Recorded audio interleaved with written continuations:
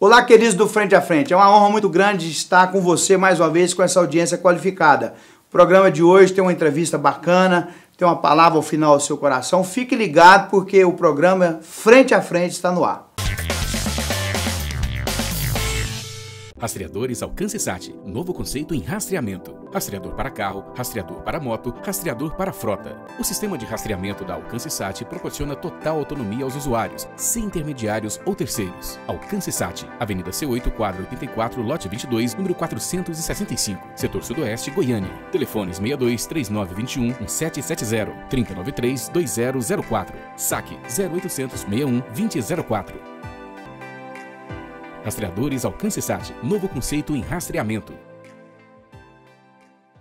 A Coletiva, uma estrutura de assistência 24 horas para atender as empresas no segmento veicular como locadoras, concessionárias, telefonia, associações, cooperativas e associados que precisam do 0800. Com atendimento a nível nacional e assistência 24 horas, conta ainda com assistência pessoal através de planos voltados para pessoas físicas. A Coletiva tem sua estrutura e call center próprio, com atendimento superior a 2.500 solicitações mês, em diversas partes do Brasil. Rua C84, número 180, quadra 150, lote 1, setor sudoeste, Goiânia, Goiás. Telefone 3954-3004, www.coletiva.org.br. Você e sua família têm um encontro marcado com Deus. Todas as terças, quintas e domingos às 18h30. No domingo às 9 horas da manhã, Escola Bíblica Dominical. Santo, Santo, Santo, Deus Todo-Poderoso, que era e há de vir. Assembleia de Deus Cidade Jardim, na Avenida Dom Emanuel. Coordenação Pastor João Costa.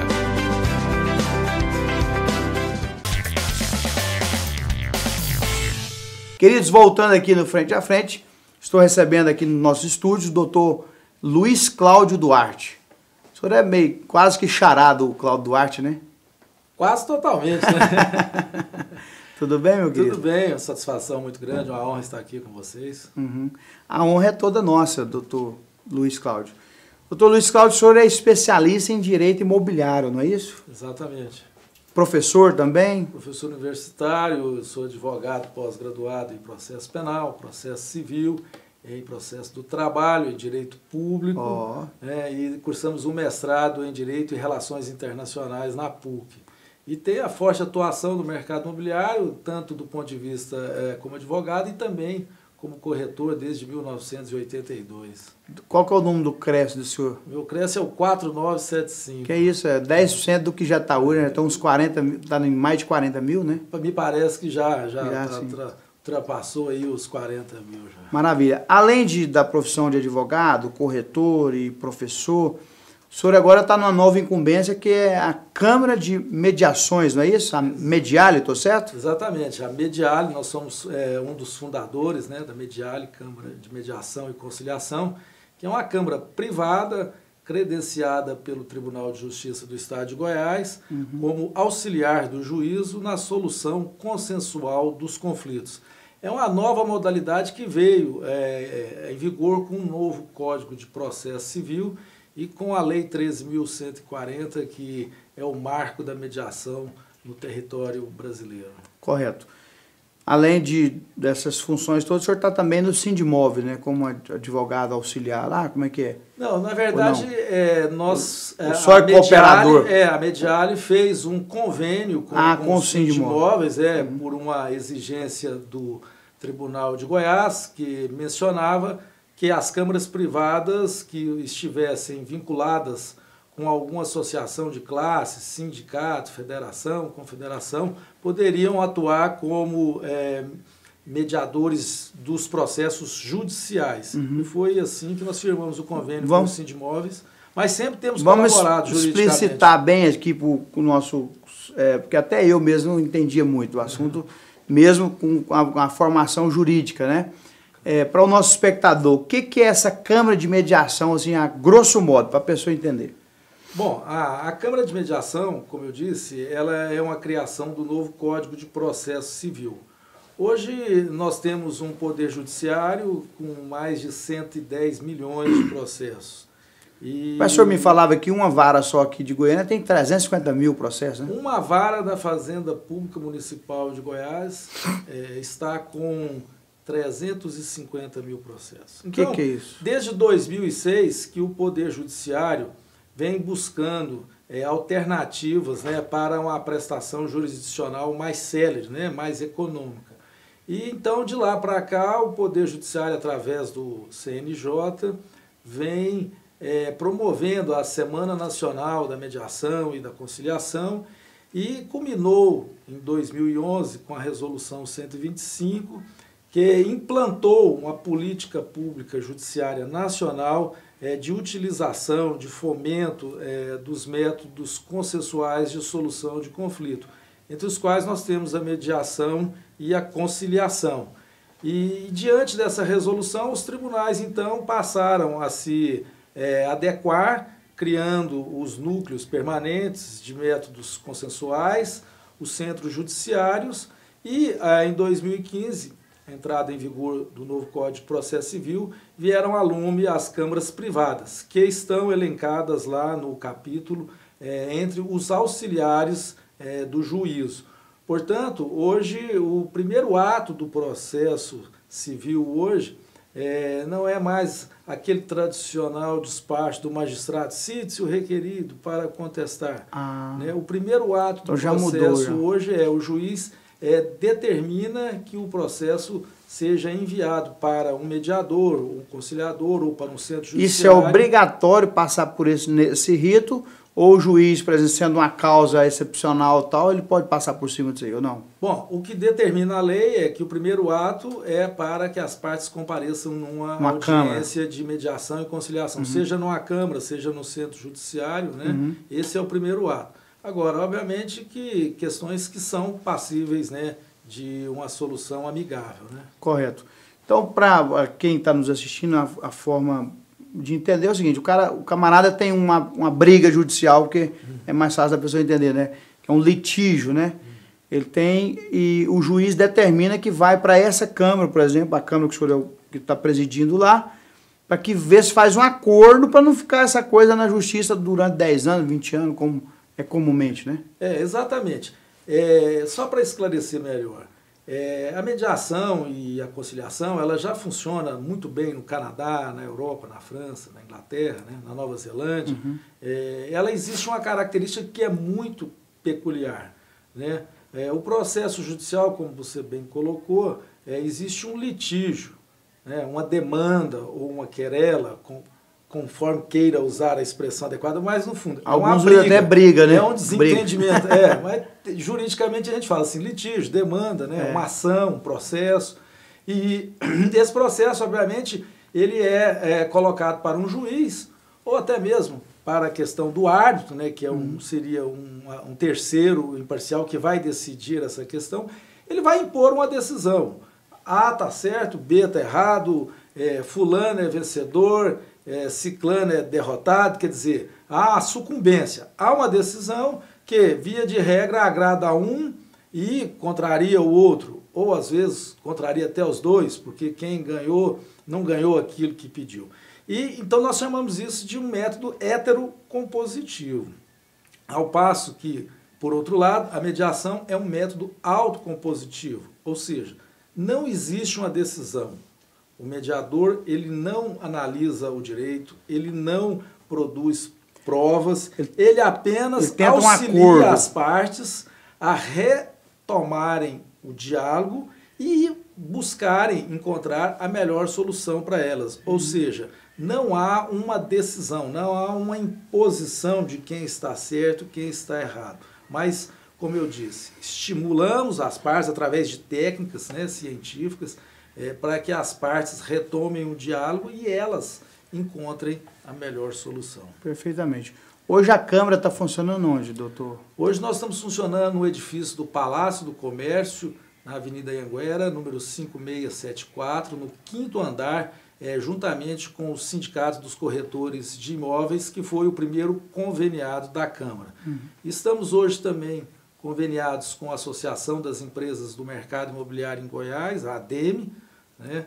E estamos também conveniados hoje com o Conselho Federal dos Corretores de Imóveis em Brasília e com o CRECE, que é o Conselho Regional dos Corretores de Imóveis do Distrito Federal e também do Espírito Santo, né, que aderiram, né? Além do de Goiás. O de Goiás ainda não... O senhor já está lá em Brasília, no Espírito Santo, mas aqui ainda não aderiu, ainda não? Aqui ainda não aderiu. Já estivemos lá com o presidente Oscar Hugo, o vice-presidente Eduardo, que vai assumir agora em janeiro. Foi um período aí de eleição, mas já apresentamos o nosso projeto de trabalho e logo, acho que em breve, estaremos aí também conveniados com o CRECE Goiás também. Sim. Dessa questão toda, o que é uma parte que eu gostaria de ressaltar, assim, as experiências que tem tido lá, cotidiana lá? Isso, sem dúvida alguma, tem sido assim, uma verdadeira revolução no mundo do direito, né? Esse novo Código de Processo Civil, ele trouxe uma nova mentalidade, uma nova postura, um novo processo, não só para os juízes, Ministério Público, advogados, é aquele espírito colaborador. Então, hoje, o processo hoje tem um diálogo entre o juiz, advogados... Sai daquela questão da justiça engessada ali e dá uma flexibilidade mais nela. Exatamente. E esse código, prestação de... Exatamente. Esse código, ele traz essa nova postura, né, do consensualismo, de buscar o diálogo entre as partes para tentar encontrarem uma solução. Haja vista que o judiciário é extremamente sobrecarregado, nós temos visto aí rotineiramente aí, ações que já estão tramitando há 30 anos, 35, 40 anos. A gente sabe que uma média de um processo hoje é em torno aí de 10 anos. Né? Então, a mediação veio para resolver isso de forma célere. Né? E a gente tem tido uma experiência muito boa, porque cada 10 casos que chegam, a gente tem feito acordo em torno de 8, e há um alto índice de cumprimento do acordo. Que legal, hein? Porque as partes não foram obrigadas a fazer aquele acordo, porque não são obrigadas, e elas moralmente querem cumprir aquilo que elas estabeleceram. Né? Às vezes, quando vai, por exemplo, de repente alguém resolve não querer fazer acordo, naturalmente o processo continua correndo no judiciário. Então, essa é uma... Que é uma questão bem que o senhor falou, que é um percentual bem pequenininho, né? Mas... Então, essa é uma das vantagens e das inovações que vieram juntamente com a mediação. Né? O acordo formulado na Câmara Privada, ele é homologado pelo juiz. Né? Existe o juiz responsável para homologar os acordos das câmaras privadas. Né? E aí, esse acordo é um título executivo judicial. Ou seja, se houver o descumprimento, a parte pode requerer em juízo a execução, né, daquele acordo. E aí você já estaria automaticamente eliminando toda aquela primeira fase do processo, que nós denominamos, né, de fase de conhecimento, onde há a produção de provas, onde há todo o debate, o contraditório e a ampla defesa. Você já está indo para o cumprimento da sentença. Né? Correto. Doutor Luiz Cláudio, tem uma novidade também em relação naquilo que o senhor cotidiano aí, do que o senhor trabalha, sobre a questão do REURBS, né, dessa nova legislação em relação aos loteamentos, às posses de pessoas que não têm documento. Vamos traduzir assim bem na linguagem fácil da pessoa que me assiste, talvez não conheça a legislação. Esse REURBS, explica pra gente como é que funciona. Então, Davis, bem lembrado essa questão. Antes eu queria esclarecer que as câmaras privadas não estão habilitadas tão somente como auxiliares do juízo, da justiça, mas ela tem uma atividade muito mais ampla, ou seja, ela pode atuar de forma extrajudicial, pré-processual ou particular, ou seja, as partes, quando surgirem algum conflito, seja ele direito do consumidor, seja direito imobiliário, direito de família... Então, antes de ser ingressada uma ação, a pessoa pode procurar a Câmara? Pode procurar a Câmara e tentar resolver lá de forma rápida, econômica... Antes de abrir um processo... Antes de abrir o processo na Justiça, E isso é muito utilizado no Canadá, na Inglaterra. As pessoas não entram. No Japão, A principalmente. pessoa vai fazer um negócio de muita importância para ela, não tem uma assessoria, não tem nada, pode procurar a Câmara. Pode procurar a Câmara e tentar já fazer um acordo ali, né, antes de ir para a Justiça. Esse é um dos grandes objetivos da lei, agir de forma... Além da Justiça também, porque já tem um conflito de interesse, né? Exato. Mas sem ter conflito de interesse, o cara quer comprar um imóvel, então, quer fazer um negócio de importância e ele não tem uma assessoria, a Câmara pode dar essa assessoria? Não. Aí não. Só quando tem conflito mesmo? Só quando surge alguma dúvida, algum conflito ou alguma pretensão resistida, né? Entendi. Isso é muito comum já no Japão, por exemplo, é uma vergonha para o cidadão no Japão ele ingressar com um processo judicial sem antes procurar um acordo, uma tentativa de uma mediação. Mas a lei veio ampliando muito mais a atuação das câmaras, como você bem observou. Hoje a lei federal que entrou em vigor agora em março deste ano, que trata da regularização fundiária, é uma verdadeira revolução no mercado imobiliário, porque nós temos no Brasil hoje 60% das ocupações urbanas estão de forma irregulares, clandestinas, são ocupações às vezes até Quando a gente fala ocupação urbana, para fácil entendimento, ou seja, o lote que o camarada está em posse dele, né? A área que ele está em cima dela, por exemplo, que não tem um documento, não tem uma escritura, não tem... A gente chama de ocupação urbana, é uma linguagem mais técnica entre o direito, a área imobiliária, né? Em síntese, é isso. É aquele que está morando, né, em alguma região da cidade, em algum aglomerado, mas que não tem a documentação, né? E essa lei que trata da REURB, que é a regularização fundiária, ela veio, como o próprio nome diz, para regularizar essa situação e a mesma lei erigiu a Câmara Privada, né, no âmbito do Executivo, onde serão resolvidos as regularizações fundiárias, para tratar de forma consensual eventuais conflitos que possam surgir entre o possuidor e o detentor do domínio, ou o legítimo dono, vamos dizer assim. Correto. Doutor, nosso tempo é pequeno, mas eu quero agradecê-lo e já deixar depois pré-agendar para um outro momento a gente discutir mais esse assunto da regularização fundiária. Hoje nós falamos mais sobre a questão da mediação, que envolve todas essas questões, né? Mas é uma honra muito grande receber o senhor no nosso programa. Eu que agradeço, estou à sua disposição, Davis, e quero te parabenizar aí pelo seu programa, pelo seu trabalho, que já há anos a gente vem acompanhando, né, e dizer que a gente poderia ficar aqui horas e horas falando sobre a mediação, sobre a REURB e sobre todas as possibilidades que a mediação trouxe de inovação. Sem dúvida alguma, o maior de todos, esse aí eu destaco, que é o objetivo da pacificação social, né? Nós precisamos trazer paz, nós precisamos pacificar, né, o direito, pacificar a sociedade diante de tantos conflitos que nós estamos sendo submetidos nos dias atuais. Estou à sua disposição. É o que Deus quer, né, de todos nós, é isso, né? Paz, né? Paz. Mas o mundo vive em guerra, né? Vive em guerra, né? Como dizia o japonês, se você quer paz, prepare-se para a guerra, né? É um princípio oriental. Mas a paz é, sem dúvida alguma, o maior patrimônio que nós temos. E é isso que nos motiva a continuar esse trabalho nosso, posto que a gente está vivendo esse trabalho de pacificação social. O senhor é um homem bem-aventurado, né? Porque Jesus diz, bem-aventurados pacificadores. Amém. Amém. Eu sou feliz. Muito feliz de poder estar trabalhando com a pacificação social e estar dando a nossa colaboração de resolver aí os conflitos de muitas pessoas. Isso é um dom que Deus me deu e que eu rogo a Ele que continue. Depois o senhor vai vir aqui também para nós falar sobre sua família. Seu pai foi comandante da polícia em Goiás, né?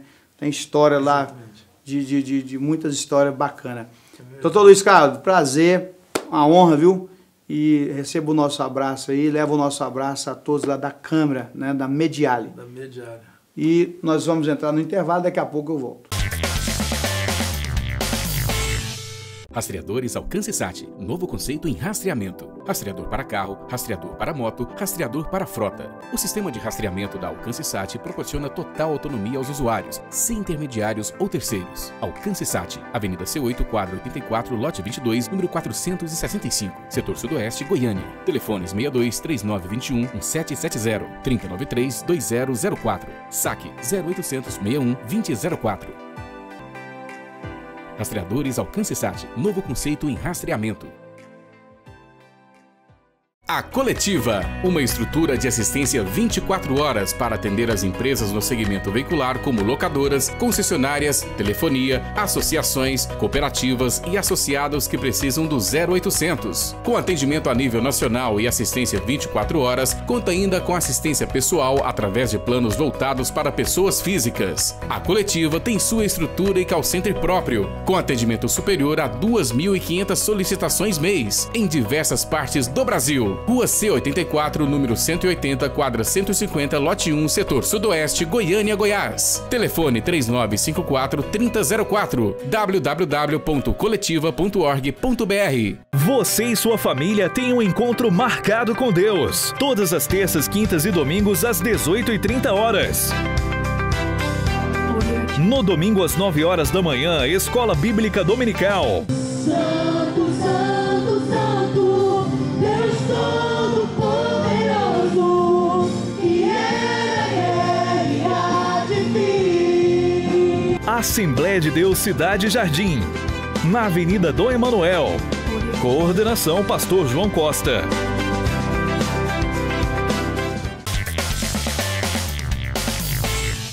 Queridos, quero deixar uma palavra de Deus ao seu coração. E essa palavra, o endereçamento dela está aqui no primeiro livro das Crônicas, capítulo 4, verso 9. E foi Jabes mais ilustre do que seus irmãos. Sua mãe chamou-lhe Jabes, dizendo, porque com dores o dei à luz. Verso 10. Jabes invocou o Deus de Israel, dizendo, ó, tomara que me abençoes e me alargue as fronteiras, que seja comigo a tua mão e me preserves do mal, de modo que não me sobrevenha aflição, e Deus lhe concedeu o que lhe tinha pedido. Querida, essa palavra que eu quero deixar para você aqui, nós podemos intitular ela do improvável ao sucesso. Do improvável ao sucesso. Do nada ao tudo. Né? Do lixo ao luxo. Então essa foi a vida de Jabes. Isso aqui é a famosa oração de Jabes. Para quem conhece a Bíblia, oração de Jabes. Interessante que a Bíblia tem os seus personagens principais, né? Lucas, Mateus, Davi, Moisés, Arão, e muitos profetas, Isaías, Jeremias. A Bíblia fala de grandes personagens bíblicos. Porém, Jabes é um personagem bíblico que ele não aparece como destaque na Bíblia, mas ele aparece na Bíblia. E Jabes, a Bíblia diz que sua mãe o colocou o nome de Jabes, porque com dores ela deu à luz a ele. Olha que interessante. Antigamente a mãe dava o nome do filho por uma ocasião, por exemplo, Jacó. Jacó porque Jacó pegou no pé, no calcanhar do seu irmão, né? Esaú. E aí colocou o nome dele de suplantador, de enganador. Olha para você ver que coisa terrível de uma mãe colocar no nome do filho. Por uma circunstância, a mãe, o pai colocava o nome do filho. E ela colocou o nome de Jabes porque deu a luz com dor, sofreu demais, o parto foi demorado. E ela, não por maldade, mas colocou o nome dele de Jabes, quer dizer, e o significado do nome de Jabes, quer dizer, nascido com dores. Pensa essa criança no colégio. Meu cinegrafista que está aqui atrás gravando, Alex. Alex, já pensou essa criança no colégio, o bullying que ela sofreu? Você que me assiste já pensou que bullying, né? Por exemplo, às vezes colocava a criança, da minha época, colocava o nome de Olívia. Olívia tinha o desenho do Popeye Olívia, aí ficava brincando de Olívia Palita, essa coisa toda. O bullying que Jabes sofreu. Mas a Bíblia diz que ele pegou isso e transformou isso em bênção na vida dele. Neemias capítulo 3, verso 2, parte B do versículo, diz assim, contudo Deus transforma maldição em bênção. Lógico que a mãe dele não amaldiçoou ele, mas aquela nomenclatura que ela deu, aquilo ele sofreu muito. E por isso ele foi orar mais, por isso ele buscou mais. E a Bíblia diz que ele tomou algumas decisões interessantes. Primeiro, ele invocou. Ele invocou, mas não invocou qualquer pessoa, ele invocou o Deus de Israel. Ele invocou o Deus de Israel. Na época, na época da Grécia, por exemplo, na época de Jesus, antes de Jesus, existiam vários deuses, Deus Apolo, Deus Afrodite, Deus...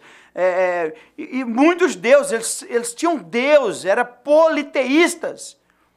Mas esse camarada, mesmo vivendo numa época que tinha muitos deuses também, muito antes da Grécia, Ele optou em adorar o Deus único e verdadeiro, o Deus criador de todas as coisas. Ele não optou em adorar o Deus Sol, o Deus Lua. Não, ele optou em adorar o El Elohim, o Deus criador de todas as coisas. O Deus que fez céus, terra e mar, o Deus sustentador. E a Bíblia diz que ele invocou, não invocou qualquer pessoa, invocou o Deus de Israel. Ele invocou, invocar é você derramar aos pés dele. Lembra da mulher que eu citei no início da fala aqui? Ela adorou, ou seja, ela derramou vaso de alabastro. É muito mais do que só, ela chorava aos pés de Jesus, ela enxugava os pés de Jesus com os cabelos, porque ela tinha recebido uma cura tremenda da vida dela. A cura da alma dela, então ela adorava. Então invocar é muito mais do que orar. Invocar é você derramar aos pés. É como Davi, que soube que o seu filho estava doente com Batseba, o filho da prostituição que ele teve. Ele lançou aos pés do Senhor, orou, mas não teve resultado. Então invocar é mais profundo. É você derramar aos pés do Senhor. E a Bíblia diz que ele invocou e ele disse algumas palavras assim específicas na oração. Que me abençoes. Que a tua mão seja comigo. E que do mal eu seja livre, que eu não seja afligido. Que o Senhor me preserve. Ou seja, ele pediu primeiro a bênção de Deus. Olha que coisa tremenda. Ele pediu o que é a bênção? É o favor de Deus. Ô Senhor, olha para mim. Eu estou aqui moribundo, pecador. Eu sou o Jabes, eu sou o homem de dores, eu nascido com dores. Olha para mim. E a Bíblia diz que Deus olhou para ele, porque ele invocou. E ele pediu ao Senhor que o Senhor me abençoe. Segundo, que alargue as minhas fronteiras, recapitulando aqui, que alargue as minhas fronteiras, que a tua mão seja comigo, e que do mal eu não seja tomado pelo mal. E a Bíblia diz que Deus concedeu o que ele havia pedido. Olha que coisa tremenda. Quer tocar o coração de Deus? Quer ser abençoado como Jabes foi? Invoque-o. O que é invocar? É de corpo, alma e espírito. Busque a Deus. Ah, mas querido, eu não sei como eu faço. Comece falando com ele agora. Comece, Senhor, fala comigo, me ensina. E a Bíblia diz que Deus concedeu o que ele havia pedido. Olha para você ver, 2 versículos, no meio de 31.173 versículos, no mais de 1.200 capítulos, nos 66 livros da Bíblia, 2 versículos, Deus faz um parêntese para abençoar. Você está achando que no meio de 6 bilhões de pessoas, Deus não te conhece? Quase 7 bilhões de pessoas? Você está achando que o Deus que eu sirvo, que nós servimos, ele não sabe das suas necessidades, dos seus problemas? Mas ele quer que você volte para ele, como Jabes fez. E não aceita a sua situação, que Deus vai transformar. E por isso o versículo inicia dizendo, e Jabes foi mais ilustre que os seus irmãos. Por que foi mais ilustre? Porque ele invocou o Deus de Israel. Ele não aceitou a sua situação. Ele não aceitou o óbvio. Ele não aceitou a mesmice. Ele aceitou mudar de vida e falou, eu vou mudar. E Deus concedeu o que ele pediu. Amém? Deus abençoe você pela audiência e te aguardo no próximo programa, mas antes eu quero orar contigo. Deus, em nome de Jesus, eu te oro pela vida desse moço, dessa moça que me assiste, desse senhor, dessa senhora, dessa criança, dessa pessoa que estava pensando em dar cabo à sua vida. Meu Deus, dessa pessoa que estava verdadeiramente desanimada. Ó Deus, sem perspectiva, mas que o Senhor faça desse moço, dessa moça, dessa pessoa, um Jabes, uma pessoa que não conforme com a situação, mas que seja verdadeiramente transformada e que a tua bênção, a tua mão seja com eles. Em o nome de Jesus. Amém. Amém.